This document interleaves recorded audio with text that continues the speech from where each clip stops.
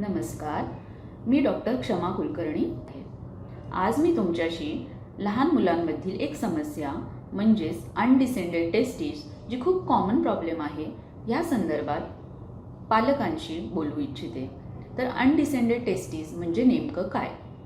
तर गर्भाच्या वाढीच्या शेवटच्या टप्प्यात टेस्टिस म्हणजेच बीजांड खाली स्क्रॉटममध्ये उतरत असतं.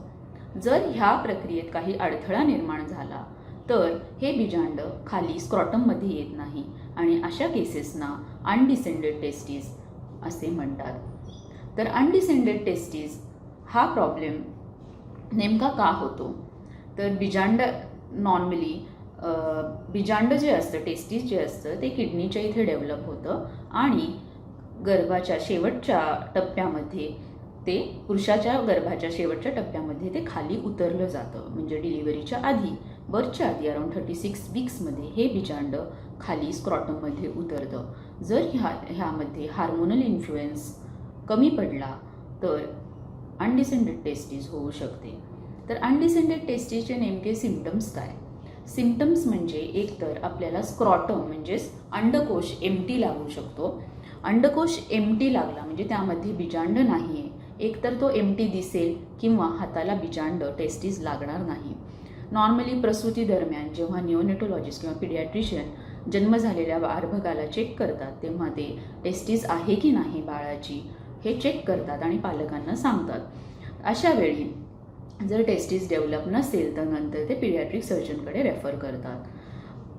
दुसरं म्हणजे कधी कधी टेस्टिस डेव्हलप असते पण इंट्रायुटराइन टॉर्शनमुळे ती टेस्टिस विरघळून जाते. अशा केसेसमध्ये त्यांचं अंडकोश बनलेलं असतं, डेव्हलप प्रॉपर झालेलं असतं, पण त्यामध्ये टेस्टिस फील होत नाही. तिसरं असतं की टेस्टिस नॉर्मल आहे, खाली आहे, पण ही स्नायू खूप मजबूत असल्यामुळे स्नायूंच्या आकुंचनामुळे रिट्रॅक्टाईल असू शकते. तर रिट्रॅक्टाईल टेस्टिस आणि अनडिसेंडेड टेस्टिस ह्यामध्ये फरक असतो, कारण का अनडिसेंडेड टेस्टिसला सर्जरी लागू शकते पण रिट्रॅक्टाईल टेस्टिसला नॉर्मली सर्जरी करण्याची आवश्यकता नसते. त्यामुळे ती रिट्रॅक्टाईल टेस्टिस आहे की अनडिसेंडेड टेस्टिस आहे हे डॉक्टरांकडून कन्फर्म करून घेणं खूप इम्पॉर्टंट असतं. तर डॉक्टरांना तुम्ही कधी भेटाल? नॉर्मली जर तुम्हाला अंडकोशामध्ये टेस्टिस दिसत नसेल किंवा ती हाताला लागत नसेल तर अशा वेळी लवकरात लवकर पिडियाट्रिक सर्जनला भेटणं जरुरी असतं. ह्याचं निदान डॉक्टर कसं करतात की अनडिसेंडेड टेस्टिस बाळाला आहे तर हे क्लिनिकल डायग्नॉसिस असतं. नॉर्मली क्लिनिकल डायग्नॉसिस म्हणजे पिडियाट्रिक सर्जनी चेक करणं ती हाताला लागते की नाही ह्यावर खूप अवलंबून असतं. ह्यासाठी सोनोग्राफी, MRI असे पूर्वी खूप टेस्ट व्हायच्या, पण ती हाताला जर लागत असेल तर सर्जरीचा प्लॅन ओपन सर्जरी असतो आणि ती हाताला लागत नसेल तर लॅप्रोस्कोपी करणं जरुरी असतं. दुसरं म्हणजे दोन्ही साईडच्या जर अनडिसेंडेड टेस्टिस असतील तर अशा केसेसमध्ये किंवा जर अनडिसेंडेड टेस्टिस बरोबर त्यांना हायपोस्पेडियास म्हणजे लिंगावरती शूची जागा व्यवस्थित बनली नसेल तर अशा केसेसमध्ये डिसऑर्डर्स ऑफ सेक्शुअल डिफरन्शिएशन म्हणजेच इंटरसेक्स ह्या ॲनोमॅलीज रूल आउट करणं जरुरी असतं. तर अशा केसेसमध्ये कधी कधी सोनोग्राफी, MRI किंवा लागले तर लॅप्रोस्कोपी करूनही बघण्यात येते.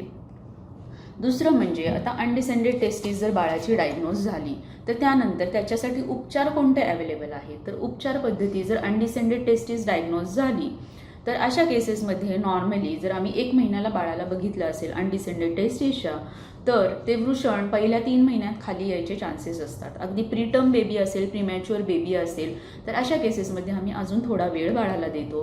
तर ही सर्जरी नॉर्मली 6 महिन्याचं बाळ झालं की करणं योग्य असतं, कारण पहिल्या 6 महिन्यात ही टेस्टिस नॅचरली हार्मोन्सच्या प्रभावाखाली खाली येऊ शकते.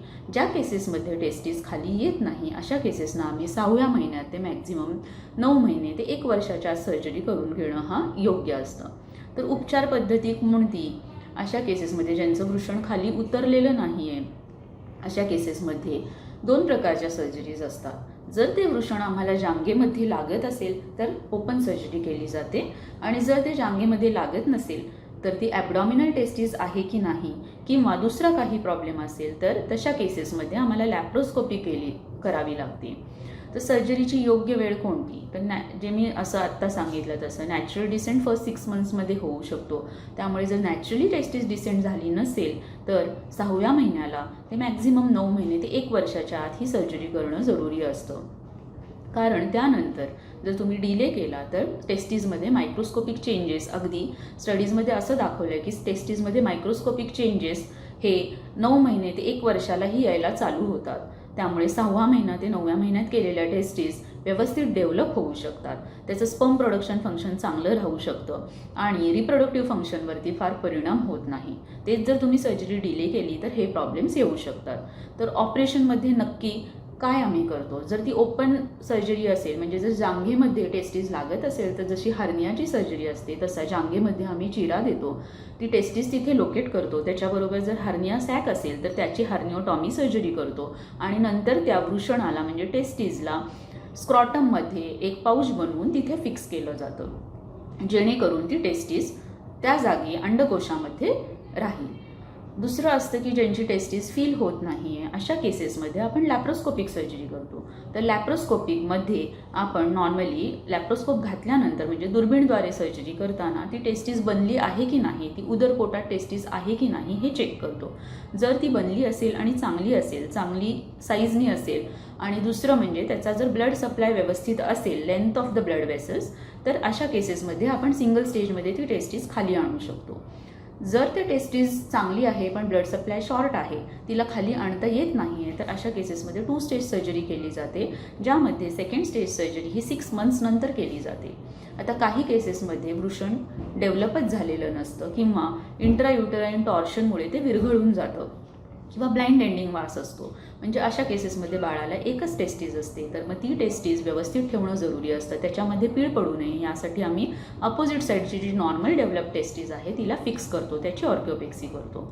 तिसरं असतं की टेस्टीज डेव्हलप होती पण ती आता खूप छोटी झाली आहे, which is called as atrophic testes. तर अशा टेस्टीजना काढून टाकणं जरुरी असतं जर ती खूप खराब असेल तर, कारण ते पोटामध्ये आपण तसेच ठेवली टेस्टीज, जर ॲट्रोफिक टेस्टीज किंवा नॉट वेल फॉर्म टेस्टीज, तर त्याच्यामध्ये कॅन्सर होण्याचे चान्सेस असतात.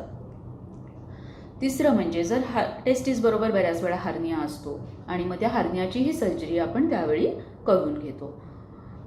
आता टेस्टीजचे ऑपरेशन झाल्यानंतर ज्यांची ऑर्किओपेक्सी झाली आहे, तर पेरेंट्सचा प्रश्न असतो की मग पोस्ट ऑप या बाळाला काय होऊ शकतो, काय गुंतागुंत होऊ शकते.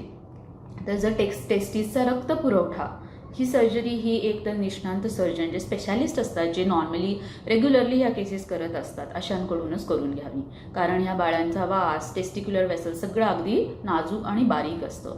जर ऑपरेशनच्या दरम्यान जर टेस्टिक्युलर आर्टरीला जर डॅमेज झाला तर ती टेस्टीज खाली आणली तरी नंतर ती साईज त्याचा वाढत नाही, ती ॲट्रोफी होऊ शकते. दुसरं म्हणजे जर वास डिफरन्स म्हणजे जी शुक्राणू नलिका असते त्यामध्ये जर का डॅमेज झाला तर अशा केसेसमध्ये नंतर त्यांचं रिप्रोडक्टिव्ह फंक्शनवरती प्रभाव येऊ शकतो. तिसरं त्यांना व्यंधत्व येऊ शकतं, कारण का स्पर्म प्रोडक्शन जर प्रॉपर झालं नाही, टेस्टिक्युलर ॲट्रोफी झाली तर त्या केसेसमध्ये प्रॉब्लेम येऊ शकतो. तर सेकंड सर्जरी जी असते ती नॉर्मली आपण 6 महिन्यांच्या गॅपनंतर करतो. जर ज्यांना 2 स्टेज सर्जरी करावी लागते तर 6 महिन्यांच्या गॅपनंतर करतो. तर कधी कधी नंतरही ही टेस्टीज आपण जर खाली आणून ठेवली आहे तर कधी कधी ती नॅचरली परत ॲसेंट होऊ शकते, ज्याला आपण आयोट्रोजेनिक क्रिप्टॉर्किडिझम म्हणतो. म्हणजे खाली आणलेली टेस्टीज ही अदृश्य होऊ शकते. त्यामुळे त्याच्यावर वॉच ठेवणं आणि ऑपरेशन झाल्यानंतर पण बरोबर पिडियाट्रिक सर्जन बरोबर फॉलोअप ठेवणं खूप जरुरी असतं. तर पेरेंट्सचा पुढचा प्रश्न असतो की अशा मुलांचं पुढील भविष्य काय. तर ज्यामध्ये एक कार्यक्षम टेस्टीज जर असेल, एक टेस्टीज जर व्यवस्थित डेव्हलप झाली असेल आणि ती खाली आणली असेल तर पुरुषाच्या सेक्शुअल फंक्शनवरती काहीही परिणाम होत नाही, त्यांच्या हार्मोनल फंक्शनवरतीही काहीही परिणाम होत नाही. पण ज्यामध्ये दोन्ही टेस्टीज अनडिसेंडेड असतात त्यांच्यामध्ये कधी कधी इनफ हार्मोन प्रोडक्शन होत नाही, तर त्यांच्यामध्ये रिप्रोडक्टिव्ह फंक्शनला प्रॉब्लेम येऊ शकतो. त्यामुळे दोन्ही टेस्टीज जर अनडिसेंडेड असतील किंवा एक जरी टेस्टीज अनडिसेंडेड असेल तर वेळेत उपचार करणं खूप जरुरी असतं.